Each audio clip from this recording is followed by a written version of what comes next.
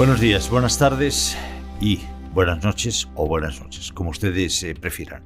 Esto es La Plaza, esto es un episodio más de este podcast, de este vídeo, de este programa, lo que ustedes quieran, que en definitiva trata de analizar una parte de la actualidad desde un punto de vista más lejano de esa actualidad, dándole un poquitín la vuelta, a ver qué somos capaces de descubrir y sobre todo a ver si somos capaces de entender aquello que construye precisamente esa actualidad. Lo hacemos con nuestros invitados, Xavier Brudesala. Xavier, gracias por invitarme. Contento. Ismael García Villarejo. Buenos días, tardes, noches. Y Alejandro Ramírez. ¿Qué tal? A veces el lenguaje es muy importante, ¿eh? A mí por lo menos me apasiona, sobre todo descifrar, ver si las cosas dicen lo que aparentemente quieren decir o quieren decir otras cosas, ¿eh? Hay varios niveles.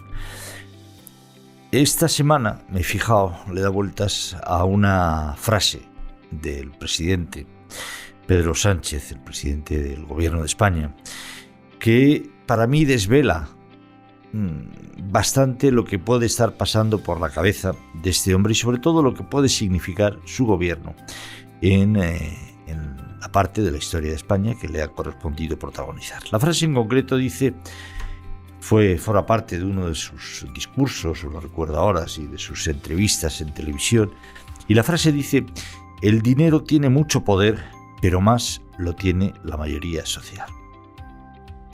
Un análisis así a primera vista pues diría que es un pronunciamiento populista ya perfectamente equiparable a otros muchos que hay, de libro.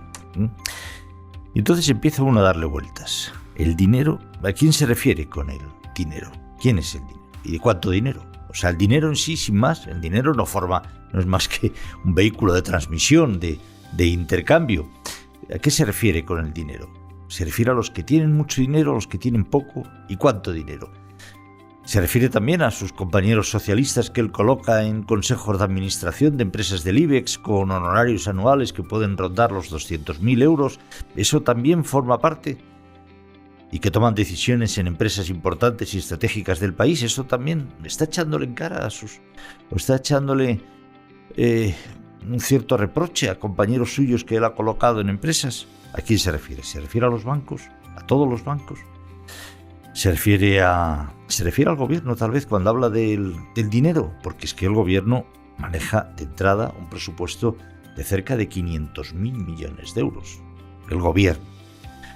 Y si además es un gobierno poco dado a los contrapesos y a los controles, pues sobre ese presupuesto tiene prácticamente un control y un poder omnímodo, ¿no? ¿Se refiere a eso? ¿Entra en contradicción? Dice, el dinero tiene mucho poder, pero más lo tiene la mayoría social. Y seguimos en lo mismo. ¿Y qué es la mayoría social? ¿Quién es? ¿Esa mayoría social es absolutamente homogénea respecto de todo? ¿Es absolutamente homogénea respecto del tema nacionalista, respecto de la cuestión de las pensiones, del empleo, del aborto? Respecto de todo, esa mayoría social es absolutamente uniforme. ¿Todas esas personas que a su juicio componen la mayoría social quieren exactamente lo mismo? ¿Qué quiere esa mayoría social respecto de la ampliación de la OTAN, por ejemplo?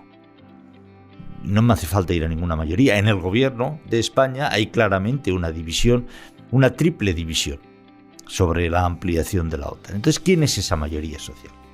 Son palabras abstractas, son palabras que siempre utilizan aquellos que se subrogan o se arrogan la representación de todos. La mayoría social es él y los poderosos son los que no son él. Es así de sencillo, así de simple. Me van a perdonar. Pero no he sabido encontrarle otro significado a estas palabras tan huecas, tan abstractas y tan populistas. El dinero tiene mucho poder, pero más lo tiene la mayoría social. El problema es que las palabras, y cuando están dichas desde un púlpito como es la presidencia del gobierno de la nación, son peligrosas. Son peligrosas.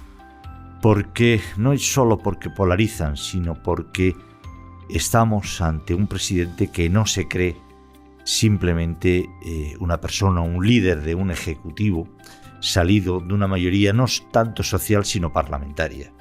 que no es lo mismo.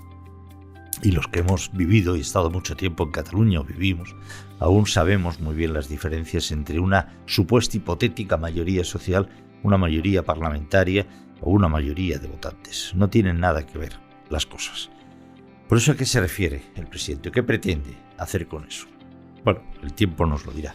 De momento a mí me pone los pelos de punta y de entrada me sirve pues para hacer la introducción del episodio de La Plaza de hoy, que no es poco, que no es poco.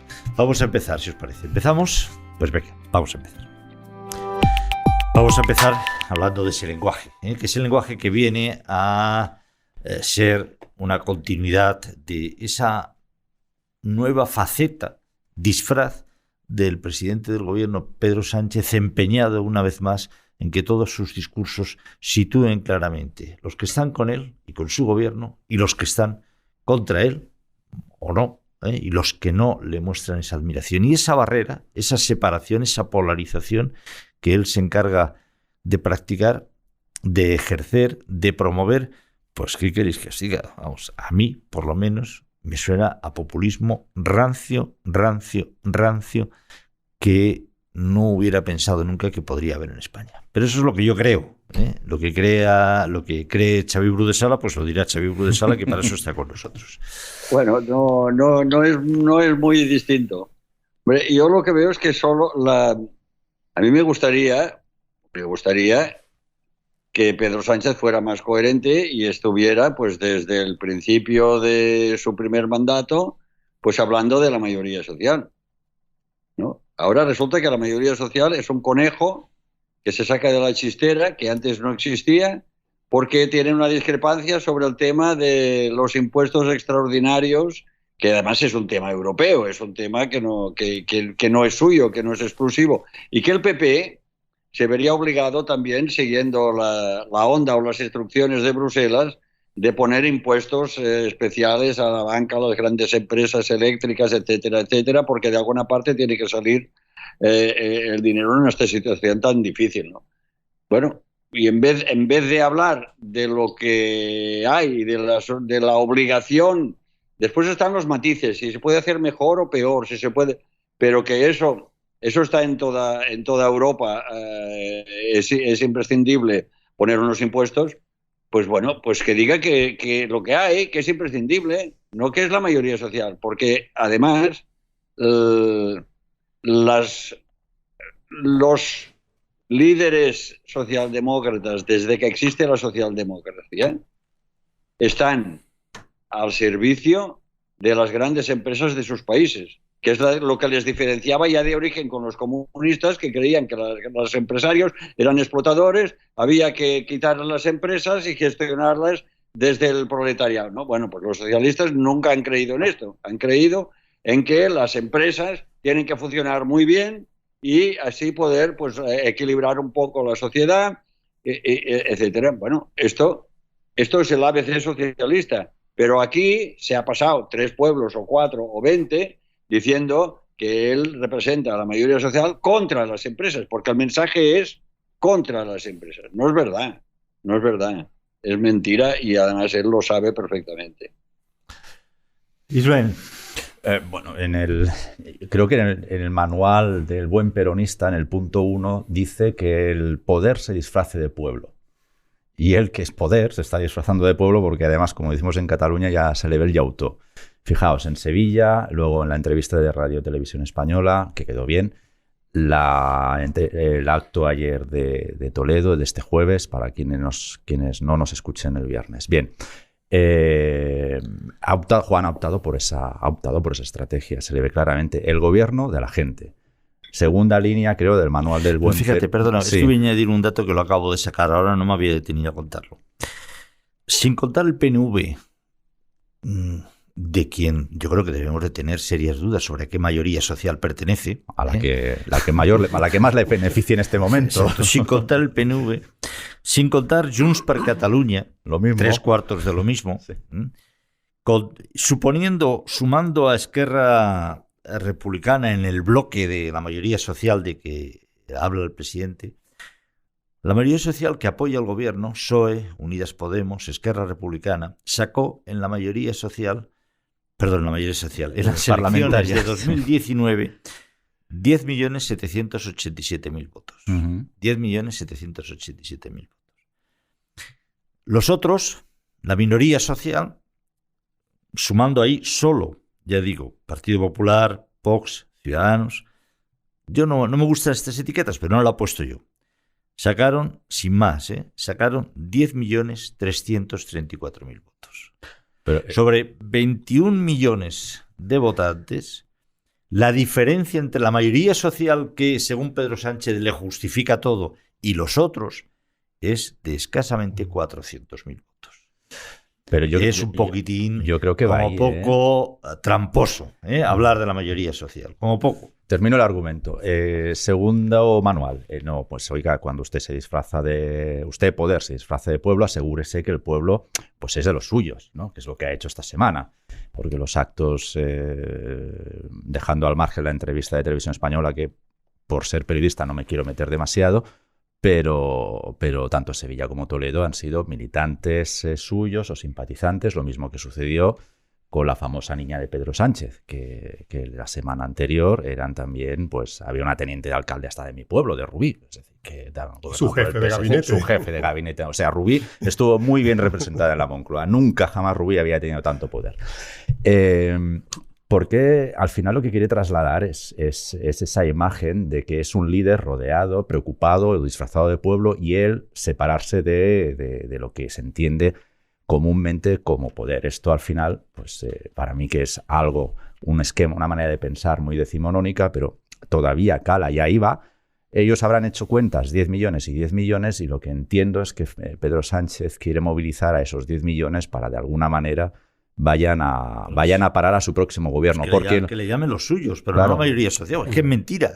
Pero si no cala, Juan. Luego, bueno. A ver, esos 10 millones, desde luego, para Feijóo no irán. Y creo que están jugando eso, han probado esas estrategias. La estrategia de acompañarse del IBEX, pues él cree que no le ha funcionado muy bien, pero es importante recordar que justamente hace un año estaba con Ana Botín y tal, vamos, es que solo le hacía falta, pues no sé, tirarse en parapente con Ana Botín y Calleja en la tele. Es lo único que le hizo falta el año pasado cuando estaba con el IBEX, ¿no?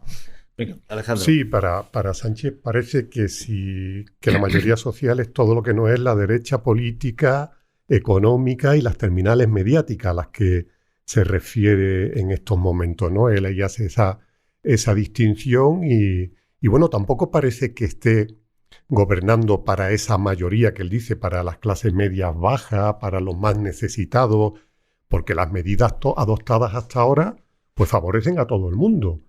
Si Ana Botín, que la ha citado, va a la gasolinera, se lleva el descuento de los 20 céntimos. Y si se saca el abono de tren, pues también, ¿no? Y el impuesto que quería, que se va a imponer a energética y a los bancos, que ya veremos, después de lo que ha pasado, en Europa sí es finalista, vaya todo el mundo. Aquí él quería recaudar ese dinero y ver después cómo lo distribuía, ¿no? O sea que mucho hablar de esa mayoría social, pero después su manera de actuar, porque en cambio el PP, las propuestas que hizo a la hora de deflactar la inflación del IRPF, daba claramente de 40.000 euros para abajo que fueran medidas que solo afectaran a clases medias y bajas. Especificó en todos sus contenidos. Y aquí en cambio vemos que son medidas universales, que todo el mundo, si Galán, si Botín, si Florentino Pérez van a la gasolinera, pues están en las mismas condiciones que el resto de los españoles. Y este lenguaje de la mayoría social es una evolución más de sus términos populistas que ha ido avanzando desde que perdieron las elecciones en Andalucía. Empezó hablando de eso, de los poderes oscuros, de los cenáculos madrileños, de los señores del puro, que quieren decidir lo que pasa en este país, y está entrando en una deriva peligrosa porque es que no da ningún nombre, es que no acusa y está diciendo que están intentando acabar con la mayoría parlamentaria, que quieren hacerlos rendir, como dan a entender que están haciendo unas maniobras para desalojarlo del poder que no van por las vías democráticas. Y me parece una irresponsabilidad muy grande que un presidente del gobierno lance este tipo de mensajes que ponga en duda la calidad democrática del país y de su poder empresarial y del partido de la oposición. Es que está diciendo unas cosas muy peligrosas y no sé hasta dónde le va a llevar. Y sin embargo, venga. Peligrosas para él, porque esto es pan para hoy, hambre para mañana, porque este giro verbal a la izquierda le asegura la estabilidad o le facilita la estabilidad hasta las elecciones, pero le va quitando votos. Ya hay 500.000 de votos socialistas que se está pasando a Feijóo, sin que Feijóo, digamos, se despeine. Bueno, pues eso es lo que hay. La situación es la que es y él debería estar mirando, diciendo la verdad o diciendo algo más cercano a la verdad para empezar, adoptando el mensaje de que es una situación excepcionalmente crítica de crisis y que es una situación muy mala la que estamos en Europa y la que estamos en España. Bueno, a partir de ahí podemos entendernos, pero no a partir de resucitar la lucha de clases cuando le conviene, que además de una manera falsa, de una manera absolutamente interesada, repito, para hoy, pero seguirá bajando y perdiendo votos si no hace un cuadro de dónde estamos y de lo difícil que es. Pero yo insisto además en que no solamente eso, que es completamente falso, de que está nombrando casi cada día, no quiero exagerar tampoco, consejeros de empresas del IBEX, algunos con muy poca cualificación para ser consejeros de las empresas del IBEX. Y a su directora de comunicación en el PSOE la ha nombrado nada menos que presidenta del hipódromo. Del hipódromo, que como se sabe es el lugar donde se reúnen las masas obreras. Claro. Donde va la mayoría social los fines de semana. Nos esperan allí. Claro. Bueno, y sin embargo, ¿eso le rinde o no le rinde? A juicio de Tezano sí, a juicio de Xavier de Sala no. Pero Tezano sí, Xavier, no sé tu CIS lo que te dará, pero a juicio de Tezano sí le rinde, ¿o no? Pero, Alejandro, perdón, pues muy fácil, o sea, pues que convoque elecciones ya. Pues, oye, ya le ha dado el sorpaso a Feijóo. Tiene a Vox en el peor momento según el CIS. Uno de los peores. Podemos, regulero. Los demás no se sabe, no contestan, nunca mejor dicho. Bueno, oye, pues convoca elecciones, si lo tienes todo. Si dice, por cierto, tú que no le das ninguna credibilidad a las encuestas y que dices que no le dedicas ni 5 minutos, bueno, pues léete la de Tezanos y convoca elecciones, hombre.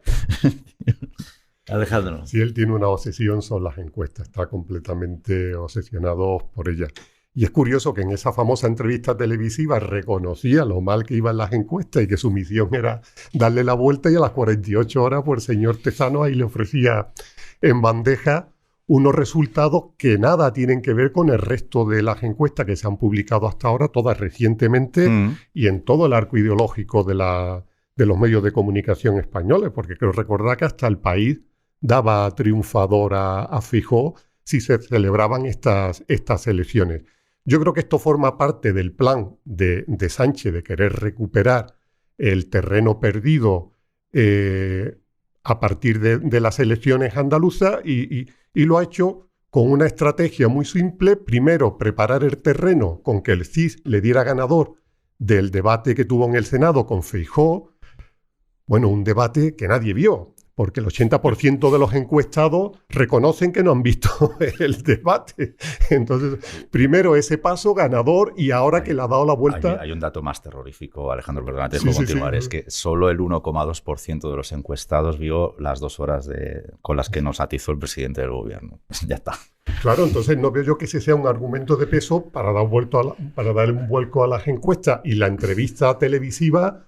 Pues un 5,9% de audiencia. Yo creo que históricamente... Que en sí es una encuesta también, ojo. Ya, que nunca un presidente del gobierno ha tenido esa audiencia tan baja en una entrevista. Entonces esto parece que es un plan, siempre que hemos dicho que recelamos lógicamente, de la cocina de Tezanos, y yo creo que esta es la muestra más evidente. Pero ahora ya no recelamos, después de cómo patinó el CIS en las elecciones andaluzas, o las de Madrid. Simplemente no las tomamos a risa. O las de Madrid. Acordaos que Madrid ganaba a la izquierda, o sea, empataba y gobernaba a la izquierda, ¿no? Las últimas elecciones de Madrid. Xavi, ¿algo que añadir desde tu olfato demoscópico? No, esperar a las municipales y a ver el varapalo. Y yo esto seguro, no hay que ser profeta, el varapalo a los socialistas, a ver qué medida y qué grosor tendrá y qué daño les va a hacer. Pero mucho más no hay. Yo creo que lo único, insisto, que puede hacer para salvarse o para salvar algo es poner el cuadro de la realidad encima de la mesa. Y no lo hace este hombre. Y lo están haciendo Macron, lo está haciendo Scholz, lo están haciendo los líderes europeos, menos en Italia, que cuando comparamos todavía está mucho peor, como tantas veces decimos, bueno, pero mal de muchos. Es que están buscando líder, ¿no? Claro. En Italia. Aunque parece ser que está casi a punto de tenerlo, ¿no? Las elecciones son ya, creo, además, el 25, ¿no? Sí, Me parece. más o menos. A mí hay dos datos, por ponerme científico casi, si queréis, que me van los números. Empezando, esta semana ha habido, además de la del CIS, ha habido varias encuestas que han hecho estudios, bueno, con más credibilidad ahora, desgraciadamente, que el CIS, desde Sigma 2 hasta GAT3, y para mí, por no entrar en el detalle de cada una de ellas, pero sí encontré puntos de coincidencia, como señalabas, Alejandro, incluso las que se han trabajado para El País y la semana anterior para el diario.es, están dando un suelo del 31% de votación de votos a favor del Partido Popular. La más optimista, que también es hasta ahora la que lleva un porcentaje de diana más alta, que es la de GAT3 para la ABC, le daba ya fijo un 35%, que dicen los que entienden de demoscopia que es el momento en el que ya gobiernas. Ya gobiernas, quiero decir, contemporáneamente. Evidentemente, lo que pasaba hace 3 décadas, pasaba hace 3 décadas. Pero a mí me ha llamado la atención, y entronca con lo que comentaba Xavi antes, que esta estrategia solo le perjudica a él. No sé, Xavi, no sé si la audiencia se ha fijado en los resultados de los partidos más pequeñitos, que es que los que forman la mayoría, ¿cómo era?, social, sí, de Sánchez, pues mantienen el tipo. A ellos les sale gratis pactar con Sánchez, mientras que Sánchez cada vez se debilita más ante ellos. Me refiero ante Esquerra Republicana, ante Bildu, incluso ante el PNV, que todos, en el peor de los casos, mantienen el resultado. Esquerra 11, PNV 6, no están desgastados por formar parte o por apoyar parlamentariamente al gobierno. Y en cambio, ojo, porque no sé si fue en GAT3 o en GAT3 ABC, Metroscopia para Antena 3 Noticias, no sé en cuál de las dos vi que el PSOE cedía ya no solo al Partido Popular, sino que cedía un par de puntos a favor de Podemos. En alguna otra también lo recuperaba. O sea, había un trasvase casi equivalente de votantes socialistas que se iban a Podemos y de votantes de Podemos que se iban al PSOE. No, y creo que el CIS hasta le daba su vida a Ciudadanos. No, por eso, que todo el mundo dice que desaparece, ¿no? No, pues Sí, no, subida, no, subidón de arribadas. Subidón de arribadas, ¿no? Cuando vio Esa las es la encuesta. elecciones. Otra de gambas.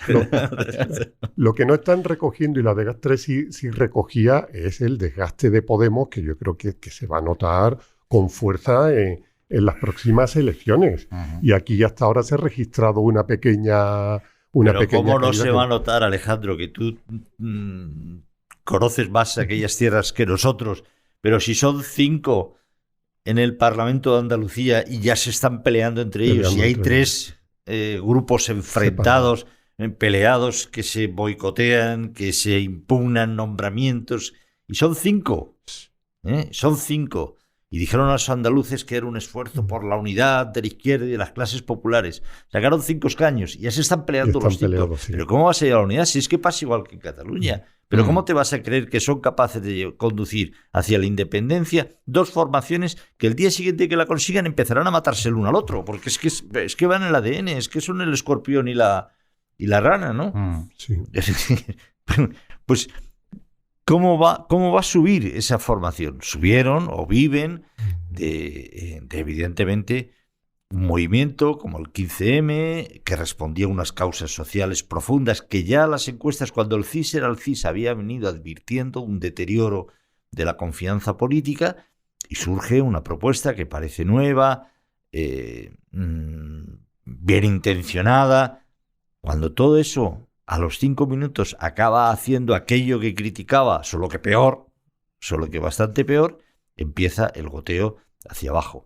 Llegaron a los ayuntamientos, acordaros del claim, del lema, los nuevos ayuntamientos, los ayuntamientos del cambio, fueron barridos en las siguientes elecciones porque no hicieron nada, porque no consiguieron, primero, consolidar esa mayoría, convertir esa mayoría de votantes en mayoría social, una mayoría de cambio. Y la gente lo rechazó. Si es que duraron unas elecciones. en la mayoría de ayuntamientos. En algunos casos se han mantenido a duras penas. Serán barridos. Andalucía, un territorio suyo. 5 escaños. Si no recuerdo mal, 5, ¿no? Sí, 5. 5 escaños. ¿Pero qué más tiene que escuchar Yolanda Díaz? ¿Qué más tiene que escuchar? Me tiene que dejar escuchar y hacer. A Pedro Sánchez haciéndoles campaña. Claro. Pero 5 y peleados, ¿eh? Es que si tú me dijeras... Un resultado les está haciendo un poco de campaña Pedro Sánchez a fin de sobrevivir hasta las elecciones generales, no más. Pero tú fíjate qué profundo sectarismo tiene que anidar en estos señores, qué profunda incapacidad para entenderse con alguien que supuestamente están próximos políticamente, ideológicamente a ellos y no son capaces de entenderse. Cuando lo normal hubiera sido decir, chicos, nos han dado un varapalo, la gente no se ha creído lo que les hemos propuesto, pero si ese es el camino que habíamos diseñado, venga, vamos a trabajar juntos. Vamos a ponernos todos aquí. Venga, a ver cómo lo hacemos. Nada, ni una división, porque es que repartirse la nada. Es que repartirse la nada. Pues no son capaces de repartirse la nada. O sea, estos llegan a jueces y cuando le llegan las mujeres, como en el caso de Salomón, estos parten el niño. Estos parten el niño por la mitad. Y oye, si son 3, a 3 partes. Y que hay que recordar que ya estaban separados de Teresa Rodríguez, que concurrió por su vía también, ¿no? Y ahora entre ellos tiene una ruptura, pero de las buenas, de pelea total, de no poder soportar. De todas maneras, esto es el bucle de la izquierda, sobre todo de los partidos alineados con las tesis comunistas. Siempre han estado, yo desde que tengo conciencia política, siempre ha habido discusiones profundas, además, hasta en época de Anguita. No sé en qué punto, si esto es nuevo o malo, no sé si hay algún punto de calidad respecto a estas discusiones. Tanto no, que haya 5 y se peleen, es que parece el chiste de la internacional trotskista ya, perdóname, pero parece el chiste de la internacional trotskista. Es que son 5. Es que es capaz de sacar un solo escaño y pelearse, ser uno por la noche y otro por la mañana, porque es que está en su ADN. Pero no solamente, en fin, en todas las partes cuecen habas, ¿no? Pero es que en Madrid, el PSOE que inventó las primarias se les está saltando un poco a las toreras, a la torera. Es que en Madrid están peleados porque quieren volver a poner otro paracaidista, el PSOE. Ya fracasaron con el nombramiento del entrenador de baloncesto, del ex seleccionador. Pues ahora quieren poner al marido de Almudena Grandes. Es que son unos frívolos, de verdad, es que son unos frívolos. Este señor que es majo, que además es el esposo de Almudena Grandes, que la pobrecilla murió. Venga, vamos a ponerle como candidato. Oiga, ponga usted a un político que conozca la forma de hacer política, que sea capaz, que conozca la política municipal. El pobre Luis García Montero. Este hombre si es poeta, si es que es lo que le gusta hacer. Y va a ser el candidato socialista nada más y nada menos que a Madrid. Pero él se dejará. Pues es que cuando los franceses pusieron a Coluche, ¿te acuerdas, Xavier? Joder, es que se han quedado cortos. Y después se han ido a Le Pen. Pero se han quedado cortos con Coluche. Pero cortos. Coluche era un sabio, un tío crítico con el poder, un tío que al menos tenía discurso. Pero, es decir, es que es enervante. ¿En qué están convirtiendo? Es un circo, pero malo. O sea, no es un circo bueno, que hay circos maravillosos. Antes de que a muchos les entra la tontería según los animales. Este es un circo malo. Pero además, fíjate los nombres que se estaban barajando para Madrid también. El ministro Bolaño o la ministra de Justicia, Pilar Llop, la que escucha a la gente en el metro hablar de la renovación del Consejo General del Poder Judicial y en el autobús. Pero lo de Llop, después de la intervención de Cataluña el otro día, ¿cómo sigue sobre Cataluña? No sé si la pudisteis ver. Cuéntanosla, venga, rápidamente. Bueno, es que no quiero ser brusco, pero pues es una chica que de verdad que andaba un poco escasa, honestamente. ¿Pero qué dijo? Cuéntanos. Fijaos, estaba defendiendo que por qué no, igual que hay catalanes viviendo en España, ¿por qué no puede haber españoles viviendo en Cataluña? O sea, revisa el carnet, revisa el carnet. Esto de verdad. El pasaporte. Es lo que decía. Lo que decías tú, Alejandro, dicho desde el púlpito de la presidencia del gobierno, pero es que esto lo dijo desde el púlpito del Congreso de los Diputados. La ministra de Justicia. La ministra de Justicia. Justicia es, acordaos todo, tiene un papel relevante sobre Es que lleva una semana sembrada, porque también con el posible estudio del indulto a Griñán han dicho, bueno, que hay que tener en cuenta que 2 magistrados han votado en contra, obviando a los 3. Hombre, yo quiero recordar que también en la sentencia de la Manada hubo un magistrado que también, y no creo que la gente dijera hay que ver esto porque un magistrado se opone, se ha puesto a esto. Social. Es que me parece muy fuerte. Este no es de la mayoría social. Pero llegamos a eso. Una última reflexión. Que Pilar Llop siga en las quinielas o en la mente, en el frontispicio de alguien como paracaidista para postularse a la alcaldía de Madrid. Primero, es una falta de respeto hacia todos los militantes del Partido Socialista en Madrid que llevan 25 años o más, porque hace tiempo que no cogen, porque llevan ahí preparándose para hacer estas cosas. Pero luego, es que te demuestra un poco de qué va el asunto, ¿no? O sea, ahora me pregunto, o ahora lanzo una pregunta abiertamente por si alguien nos escucha en Moncloa. ¿La última crisis de gobierno de qué iba?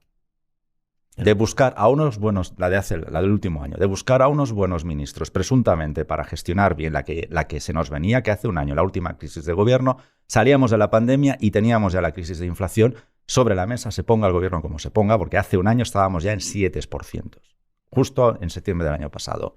O bien estaba haciendo una selección de futuras candidatas a la presidencia, a autonomías y alcaldías. ¿Qué estaba haciendo? Porque eso es todo esto es toda la galería que estamos hablando del circo. ¿Cuándo lo quieres saber? ¿Hoy o mañana? Porque depende. No. Ya sabes que entiendo poco la frustración porque no suelo fijarme en esto. En algunos círculos están criticando mucho no coqueteo, sino la visión galleguista de Feijóo respecto de los nacionalismos. ¿Tú crees que le puede perjudicar o no? ¿Le puede beneficiar? Por ejemplo, he leído no sé, que me perdone por este pirateo, pero no recuerdo a alguien decirle que se equivoca profundamente Feijóo si intenta conseguir el espacio de Junts, que el espacio que tiene que conseguir es el del PSC. ¿Cómo lo ves? Bueno, yo la verdad que creo que en Cataluña las cartas están bastante repartidas y hay el PP tiene poco que rascar. Y en este sentido, cuanto menos se mueva, casi mejor. En primer lugar, el PSC ha conseguido algo muy importante, que es reabsorber los votos de Ciudadanos, y en cambio el PP no reabsorbe los votos de Vox. Bueno, ¿hay algo de misterio? Pues probablemente sí, porque el votante de Vox tendría más influencia, el votante catalán que pasó del PP a Vox, tendría más influencia si volviera al PP. Bueno, pues no. Y el votante que se fue de los socialistas a Ciudadanos y vuelve a los socialistas, pues bueno, sí, en parte el PSOE apoyó el 155 y tal, pero ahora se poniéndose casi maquillando y poniéndose guapo para dar apoyo parlamentario en caso de que Junts salga del gobierno y Esquerra gobierne en solitario, ¿no? Bueno, tampoco es lo que pretendían los que se pasaron a Ciudadanos, ¿no? Bueno, tú dices, en un artículo has escrito que no crees que se vaya a romper el gobierno de Esquerra Republicana y Junts per Catalunya, porque eso sí supondría un punto de inflexión en la política catalana. Sí. Hay otros que en cambio están diciendo, he leído esta mañana, no sé si lo publicaba Economía Digital o quién, que Borràs y no sé quién más y Puigdemont estaban trabajando y estaban pidiendo a Junts per Catalunya para que abandonara el gobierno.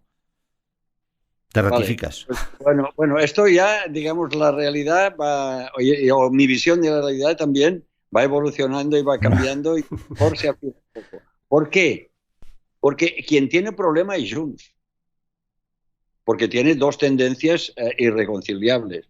Y quien tiene las soluciones es Esquerra. Es decir, si Junts dice, vamos a hacer una unidad estratégica independentista con las asociaciones y con todos los partidos y tal y cual, o si no, nos vamos del gobierno. Después dice, en la mesa de diálogo solo se puede hablar de amnistía y autodeterminación, que es de lo único que no se habla en la mesa de diálogo. Si no, nos vamos del gobierno. 3, tenemos que votar lo mismo en el Congreso y el Senado, Junts y Esquerra, que significa dejar de apoyar al PSOE, si no, nos vamos del gobierno.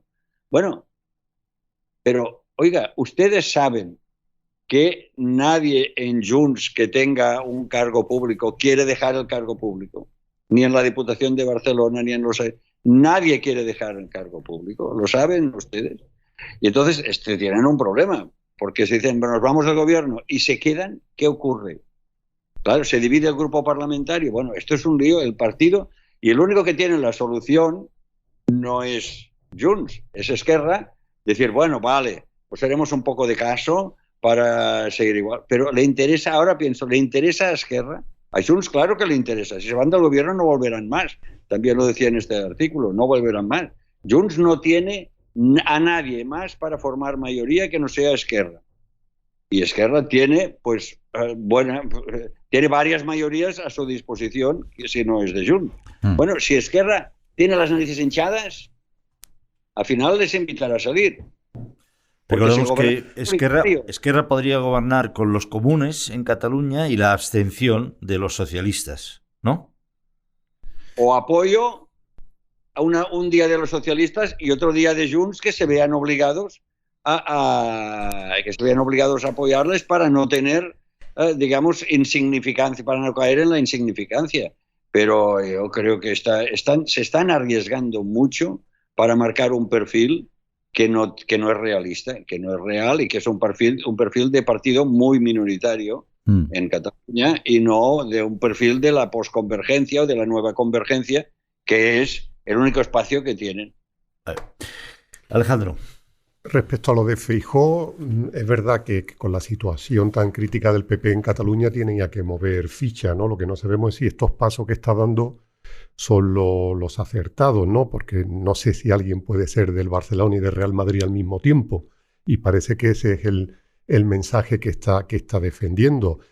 Este fin de semana que hay una manifestación para la defensa del Español, ya ha excusado su participación porque tiene que clausurar la convención interparlamentaria en Toledo, y no sé si esta decisión es la correcta, porque yo creo que hay algunos límites que el PP no tendría que pasar, y uno es esto, ¿no? Y el hecho de que Feijóo busque una excusa para no estar presente en esta manifestación me genera bastante duda del camino que está trazando.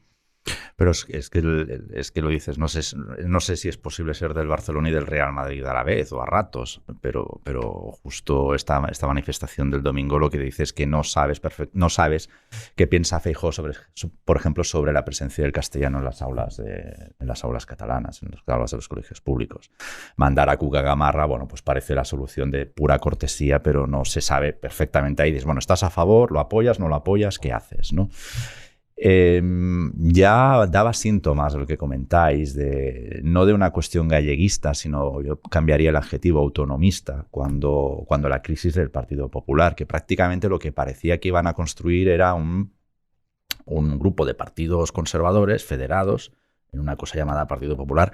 Yo tuve esa sensación antes del Congreso que lo levantó como líder durante varios días, y parece que van a construir el Partido Popular de Andalucía con sus criterios, el Partido Popular de Madrid con otros, el de Cataluña con unos, el de Galicia con los que fuera, del País Vasco, donde también tiene un papelón que no sabemos cómo lo va a resolver. Y al final todo esto converge, cada uno con vida propia, y converge para unas elecciones generales una especie de partido federal. Yo no sé si es eso lo que busca o no busca, pero a ratos da esa sensación también, incluso cuando vemos que pues yo no sé, Xavi, antes hablando sobre Cataluña, yo tengo dos preguntas. Uno, si Esquerra Republicana puede contar con Turull en el caso de que Puigdemont y Borràs acaben con todo esto, salgan del gobierno, y hombre, y ya nos acercamos a los famosos 18 meses en los que es tradicional convocar elecciones en Cataluña desde hace más de una década. Entonces, ojo, que igual podemos tener elecciones simplemente por cumplir con las tradiciones. Podemos estar a las puertas de un ciclo electoral en Cataluña y el Partido Popular no sabe qué hacer, o al menos no sabe transmitirlo. Igual sí que Feijóo tiene una idea clara de lo que quiere hacer en Cataluña. Incluso hubo momentos en los que se decía de hacerle una OPA a Inés Arrimadas y plantarla como candidata. No lo sé, Pero estaría bien que empezara ya a explicar qué pretende hacer con Cataluña, con el Partido Popular de Cataluña, y sería interesante también que abordara qué pretende hacer con el Partido Popular del País Vasco. Yo no sé los votos que espera conseguir o las ganancias que espera conseguir Feijóo, inhibiéndose, que no el Partido Popular, inhibiéndose él personalmente de este tema, de la batalla del español. La única explicación que tengo es que está cortejando desde hace unos meses ya muy seriamente al PNV. Y no quiere nada que el PNV en un momento determinado pueda decir, oye, pero si vas en cabeza de la manifestación contra el catalán, yo aquí que he pisado el acelerador en el tema del euskera, no puedo apoyarte. Es la única razón, ese cálculo tacticista, pero claro, bueno, hay que ver eso, cuántos votos y los 6 escaños no los podría conseguir Feijóo en Cataluña con un apoyo más decidido a la gente. Claro, pero que va a defender esa táctica sobre el papel y pensando a brochazo va en contra de sus declaraciones de yo gobierno con mayoría absoluta, ¿no? No lo sé, por eso que Feijóo hay algunas cosas que todavía, bueno, debería aterrizar de una manera más concreta, creo. Lo que sí que creo es que ahora dices de mayoría absoluta y decíais antes, no sé quién era, si tú o Alejandro o Xavier, hablabais de lo que las encuestas decían que los partidos pequeñitos, los Esquerra, Junts, PNV y tal, no sufrían ninguna erosión, se mantenían, parecía que tenían un espacio consolidado. Yo creo que eso, la única forma de evitarlo, mediante cambios en la ley electoral, evidentemente, que es posible, que no está, habría que poner de acuerdo ahí a los dos grandes partidos hoy por hoy, y no sé si, según qué resultado, a lo mejor incluso se necesitaba alguien más, pero también en algún momento en España nos tenemos que plantear, o no, que diría Rajoy, cómo se frena esa tendencia al cantonalismo, que ya la hemos vivido hace unos cuantos años. ¿Os acordáis? Famoso cantonalismo de origen cartaginés, si no recuerdo mal. ¿Cartaginés? No cartaginés, ¿no? De Cartagena. Y esa tendencia al cantonalismo que viene promovido por, fundamentalmente, o que viene auspiciado por un sistema electoral y una práctica parlamentaria que concede un poder exorbitado a las minorías, más después las prácticas políticas, decisiones a los nacionalistas, que obliga a otros, aunque no existan, en Teruel, no sé dónde, a ser también nacionalistas porque ven que eso es algo que permite sacar tajada, eso no sé si se le puede plantear batalla a ratos o hay que plantearla de fondo. Y digo esto teniendo en cuenta que Feijóo es muy poco amigo de dar batallas culturales, otros sí. Pero creo que es difícil acabar con ese fenómeno que está estabilizado y en algunos momentos puede crecer. Bueno, recordemos que las anteriores elecciones a Castilla y León autonómicas ya se presentaron 4 o 5 partidos de corte localista, que en las elecciones en Andalucía, un partido que antes formaba parte de una izquierda estatalista, anticapitalista, con el de Teresa Rodríguez, se vistió con un repaje claramente nacionalista, aunque se diga anticapitalista luego, pero la presentación, la tarjeta iba con los ribetes identificadísimos de nacionalistas, el lenguaje de Teresa Rodríguez. Por lo tanto, ese fenómeno lo aceptas, lo asumes sin más, y va a ser muy difícil construir mayorías en España que no estén obligadas a pagar peaje a todas estas ambiciones localistas, lo asumes sin más o le planteas batalla. Ha habido un momento en las encuestas que parecía que la mayoría que podía articular el PP con la suma de Vox sería suficiente, pero Vox, la verdad, que está atravesando ahora mismo un mal momento, una auténtica travesía en el desierto después de todo lo que ha sucedido alrededor de Macarena Olona. ¿Qué pasó con Macarena Olona? Está feo que lo pregunte, pero es que honestamente se supone que nosotros conocemos la actualidad. Pero ¿qué ha pasado? Pero sobre todo somos honestos. Yo al menos no lo sé, pero es que no creo que lo sepan ni en Vox, honestamente. Hombre, si quieren que sí lo saben, lo que pasa es que no lo cuentan. ¿Pero que era un enfrentamiento con Ortega Smith o...? No lo sé. Aparte del enfrentamiento aquí en Madrid, yo creo que el fracaso de Andalucía y el hecho de quedar allí arrinconada y luego otras cuestiones que iba planteando, como que quería ser senadora y se lo quitaron, el portavoz también se lo impusieron, o sea que un poco también le han dejado ahí completamente fuera de juego y por eso yo creo que tiró la toalla completamente, porque ya no se veía no solo cumplir las expectativas que le podía entrar como vicepresidenta, sino que incluso como líder del partido en Andalucía estaba siendo ninguneada. Y creo que después de haberle impuesto el haber ido allí y seguir con eso le ha pasado factura. Lo único que tengo claro es que es una de las víctimas, con perdón del sustantivo, del Partido Popular de Feijóo. Ahora, a partir de ahí, lo que sucede y cómo lo están gestionando en Vox, la verdad es que se me escapa. Pero es verdad que el partido está tocado, ¿eh? Nadie habla, ya no tienen el protagonismo de antes, van un paso por detrás de todo lo que está sucediendo y eso... Ha perdido mucha cuota de pantalla, que es importante en el Congreso de los Diputados. Efectivamente. A mí me parece que digamos, de lo que decías tú, Juan, y de lo que decía también Ismael, de que los pequeños se están manteniendo y a lo mejor van a la alza y tal, es que creo que la clave está en la moderación. Y a lo mejor los asesores de Vox también lo saben, que la clave está en la moderación y el silencio o el pasar desapercibidos les sienta mejor que vociferar, pues vuelvo a comparar, como Meloni en Italia, ¿no? Uh-huh. Y yo creo que ahora los hornos no están para bollos, las situaciones de mucho estrés, las situaciones de mucha gente que lo pasa muy mal, que no pensaban que lo pasarían mal. Eso también, digamos, esto es sobrevenido, ¿no? Tú pensabas que te ibas equilibrando y tal, y resulta que vas mal y piensas que a lo mejor, o lo más probable es que vayas a ir a peor. En estas situaciones, bueno, cualquier asesor político le diría a Feijóo, no te metas en berenjenales, confórmate con ser la única alternativa posible y agárrate a la moderación y a las medidas que podrían paliar esta situación de emergencia que, insisto, lo he dicho alguna vez, yo me fío del presidente de Huawei, que dice que hay para 3 años. Para 3 años de sufrir y de sufrir de lo lindo globalmente. Bueno, esto es para tragar saliva, no para jugar. Y en todo caso, Feijóo no presenta alternativas, pero tampoco presenta aristas. ¿Algo de la crisis que ha mencionado Xavier Bru-de-Sala para ir cerrando ya este episodio? Que no solo es el presidente de Wigo quien lo dice. No, de Huawei, ¿no? ¿Huawei o...? De Huawei. ¿De quién, Xavier Bru-de-Sala, de que citabas antes, perdón? De Huawei. De Huawei. Pues no, sí, sí, es una de las grandes multinacionales chinas. No, pero no me había quedado así el de Wigo o el de Huawei. Bueno, no recuerdo su nombre, pero... Es igual. Es igual, pero bueno, que no es la única voz que lo dice, no.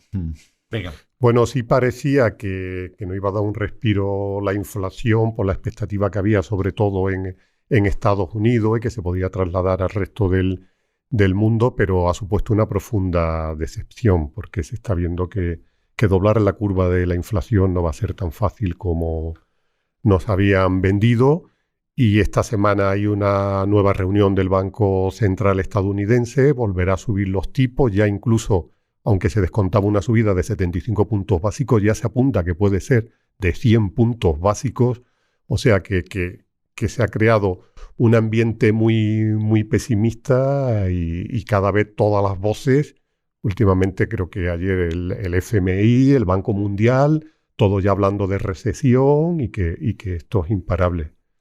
Te voy a contar una anécdota que me parece significativa, que la comentaba ayer contigo, y es que tengo un amigo que ha estado recientemente invitado a una reunión de hombres de negocios en la India, Bombay, que es la capital financiera de la India. No me he dado más detalles, ni yo los voy a dar, pero todas las personas que hay eran líderes empresariales, personas con capacidad de inversión, personas que se acostumbran a reunir para ver el mundo 2 o 3 años adelante, un año, y que deciden en función de ese trasvase de información, de sus análisis, aparte de las fuentes que ellos tengan, evidentemente, pues sus inversiones importantes. Eran indios, la inmensa mayoría, pues el 90%. Y es curioso porque este amigo que curiosamente cayó allí, había sido invitado. En un momento determinado, después de escuchar y ver esta gente cómo analizaba pues, la situación en Australia, bueno, quizá era un buen momento, Australia ofrecía oportunidades importantes de inversión, Estados Unidos siempre, a pesar de que todos eran conscientes de la crisis económica, África, con todos los temores del mundo que tienen, aunque sean indios o chinos, pues estaban ahí, es barata, se pueden hacer cosas, ofrece un riesgo elevadísimo, una volatilidad tremenda, pero es un continente hoy por hoy inexplorado. Y en un momento determinado, la conferencia acabó, se reunieron unos con otros, y este amigo en el círculo que estaba dice, oye, ¿y Europa? Y la respuesta de estos hombres fue, Europa para nosotros no existe, al menos durante los próximos 3 años. Ni lo contemplamos, ni lo contemplaron, Europa. Que coincidía, no sé si estaba el de Huawei o no, pero me quedó cuando este amigo mío, con quien estuve comiendo el otro día, me contaba esto. Me recordaba las palabras que había dicho aquí Xavier Brudesal en el anterior programa. Las palabras son cuando comentaba las palabras del CEO de Huawei, ¿no? Europa no existe durante los 3 próximos años. Y dices, hombre, pero... ¿y eso es? No, un continente maduro, un continente además atravesado por tensiones geoestratégicas propias tremendas, un continente burocratizado, un continente viejo. Llegaron a plantear, es decir, no es... para nosotros hoy por hoy, es decir, otra cosa es que pues sus áreas de inversión estén en Europa, estén viendo o lisqueando y dicen, chico, con la crisis que están teniendo, pues a lo mejor el sector inmobiliario en tal país sí que empieza a ofrecer oportunidades o no, pero me llamó la atención, uno, para ellos era Europa, ya no era España o Francia e Italia, eso sí que Europa se ha consolidado, era Europa como continente. Segundo, que no la consideraban durante los 3 próximos años. Y decía, pero vaya, estoy en Europa y en Europa se vive muy bien, ¿no? Decía, joder, no he estado en la India, pero los que han ido, es un país de demasiadas desigualdades, un país de una democracia, sí, en la India consolidada, pero con sus caciquismos y con sus cosas. Joder, en Europa se vive muy bien. Sí, en Europa vivimos muy bien. En Europa es una sociedad estructurada, perfecta, rica en general. Pero estamos empezando a dejar de contar. Sobre todo para donde está el dinero. Estamos empezando a dejar de contar. Eso es lo que sé, que quería compartir con vosotros esta impresión. Eso es, Juan, porque estos empresarios indios no conocen a Yolanda Díaz. Si la conocieran, vendrían aquí de cabeza con las cosas chulas que hacen. Tezanos les hace una encuesta inmediata europea que les acaba de convencer. Si me dejáis, doy una...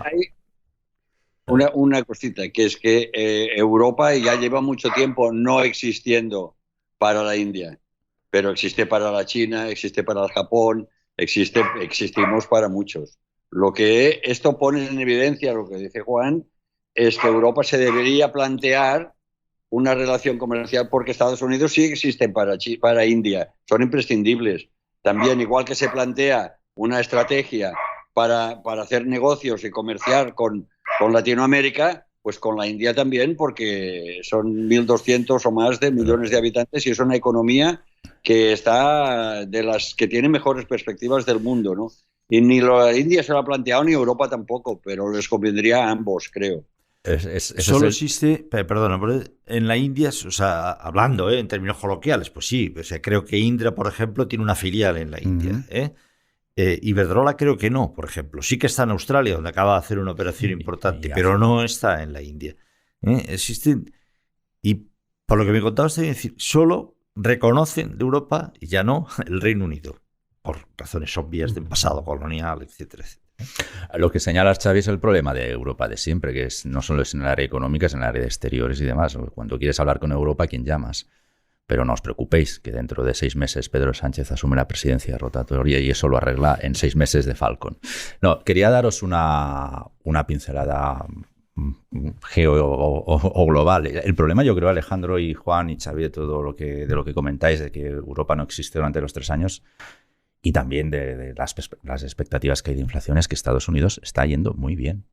Es que está yendo muy bien. El problema que tiene la Reserva Federal, el Banco Central de allí, es cómo narices enfrío la economía, porque estamos viendo subidas de sueldos del 6%. Es un mercado de pleno empleo, en el que si hoy decido que me voy de la compañía, probablemente mañana estaré en otro puesto ganando un 10% más, con lo que los problemas de la inflación allí no los tienen. El único problema que tienen, pero ni siquiera llega a los tobillos del que tenemos aquí, es el de deuda, como sabemos todo, pero hasta en eso es en lo único en lo que en la que Europa, con sus distintas capas, vence a Estados Unidos, que es un problema de deuda. Y en Europa se vive muy bien, porque durante muchos años hemos generado muchísima deuda y muchísimo dinero, como sabemos, gratuito. Entonces, 12 años dándole la maquinita no pueden acabar bien, y eso llevamos meses explicándolo y temiéndolo, ¿no? No podemos acabar bien porque llevamos 12 años dándole la maquinita del dinero, y eso es deuda. Que darle a la impresora es crear deuda. Entonces es normal que los círculos inversores, pues Europa deje de existir, y teniendo en cuenta además que las amenazas de Putin son globales, pero la frontera está en Europa. La guerra la tenemos. La guerra, y para Estados Unidos es muy fácil librar una guerra con Rusia, porque no, evidentemente, como siempre, no sé por qué razones, porque no se van nunca a hacer la Alaska, pero siempre acaba decantada hacia las fronteras europeas, pues eso al final, pues incertidumbre, sabemos todos que no es muy buena amiga del dinero. Alejandro, ¿alguna cosa más? No. Pues hasta aquí hemos llegado. A los que nos siguen por YouTube o por vídeo, gracias a Seguro de Sala, gracias a Ismael Villarejo y Alejandro Ramírez. Si usted nos sigue por audio, por un podcast y no por vídeo, pues espérese que aún tenemos que contarle alguna cosita. Si usted nos sigue a través de YouTube, muchísimas gracias, ha sido un placer estar de nuevo con ustedes y con nuestros invitados en este episodio de La Plaza. Gracias.